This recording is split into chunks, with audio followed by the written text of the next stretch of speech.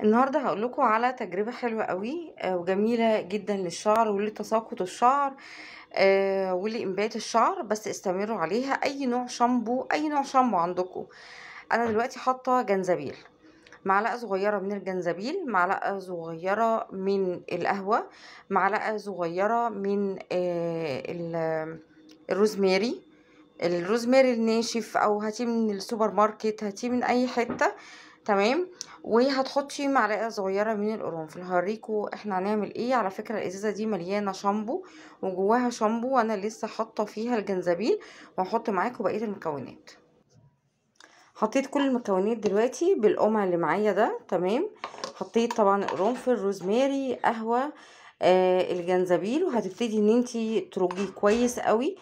ووقت الاستخدام لو لقيتيه تقيل على شعرك، انت المفروض اصلا من الصح ان اي حد يجي يستخدم شامبو، سواء للاطفال او الشباب او اي حد، سواء رجل او ست او اطفال، هنعمل ايه؟ المفروض ان انت بتجيبي شفشق. تمام.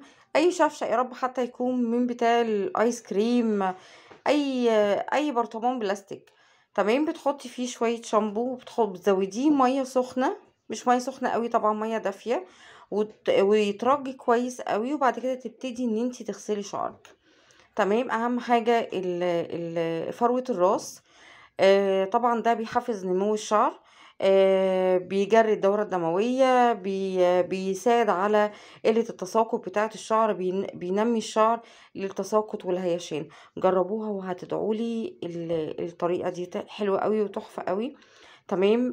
طبعا في حاجات تانية كتير، بس معلش الدراسة طبعا هي دي اللي مخلية الواحد مش عارف يعمل حاجة، فاعذروني. فان شاء الله هعمل لكم حاجات كتيره حلوه قوي. وداخل علينا بقى طبعا رمضان، وهنتكلم على طبعا الصيام، طبعا عشان تبقوا فاهمين مفيد جدا للجسم.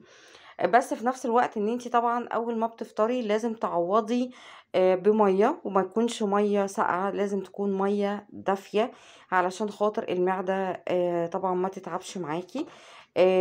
هنتكلم في حاجات كتير جدا مهمه قبل رمضان، وربنا يسهل في الخير ان شاء الله.